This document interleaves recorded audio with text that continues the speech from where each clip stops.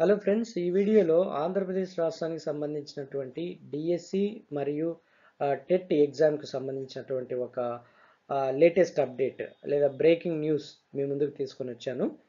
So DSC పోస్టుల భర్తీ కోసము ఆ, వివిధ రకాల ఉద్యోగ సంఘాలు ప్రభుత్వం మీద తీవ్ర ఒత్తిడి తీసుకొని వస్తున్నాయి.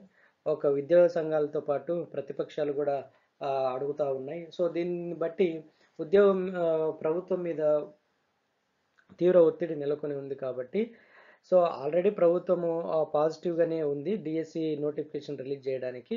కాకపోతే అది ఎంత తొందరగా వీలైతే తొందరగా వెలువడడానికి ఈ యొక్క ఉద్యోగ సంఘాలు లేదా ప్రతిపక్షాలు పెడుతున్నటువంటి ఈ యొక్క ఒత్తిడి కూడా కొంతమేరకు ఈ యొక్క నోటిఫికేషన్ ముందుకు రావడానికి ఉపయోగపడుతుంది. తర్వాత భాషా వాలంటీర్ల పోస్టుల భర్తీకి కూడా మార్గం సుగమమైనట్టుగా మనకు అందుతున్నటువంటి వార్త.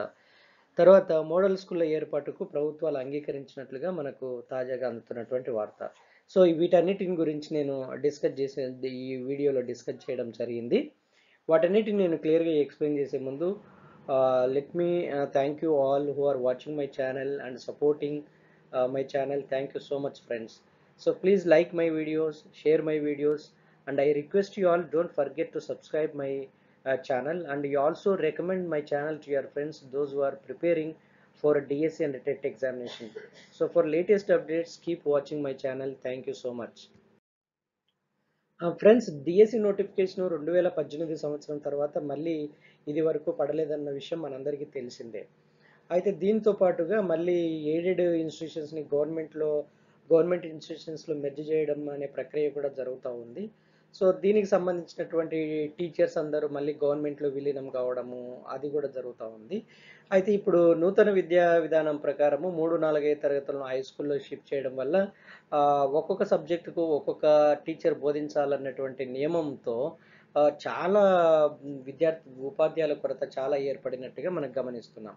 సో దీనికి సంబంధించి 3-4 రోజుల కిందటిని ప్రధానోపాధ్యాయుల సంఘం గవర్నమెంట్కి పోయి వినతి పత్రం కూడా ఇచ్చింది. స్టూడెంట్స్కి తగినటువంటి ఉపాధ్యాయులు లేరు.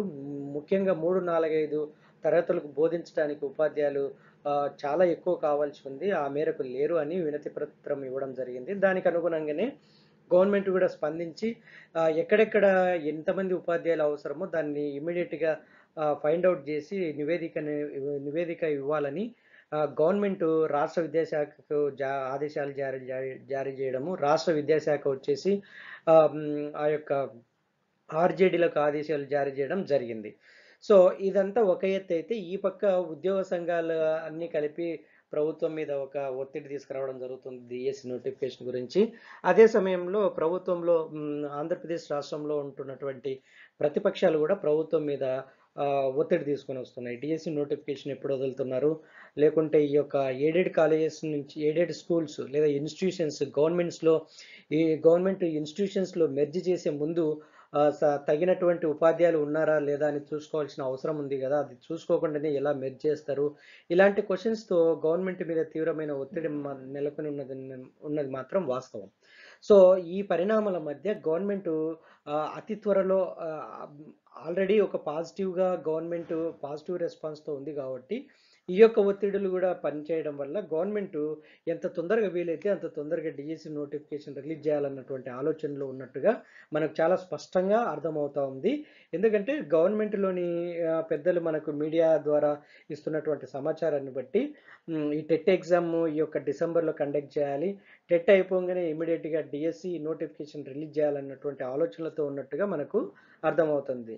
సో ఫ్రెండ్స్, మీరు అభ్యర్థులు ఎవరైతే టెట్కి డిఎస్సికి ప్రిపేర్ అవుతున్నారో వాళ్ళు నిరాశపడకుండా మీరు మీ యొక్క ప్రిపరేషన్ కొనసాగించండి. అతి త్వరలోనే మనకు నోటిఫికేషన్ వచ్చే అవకాశం ఉంది.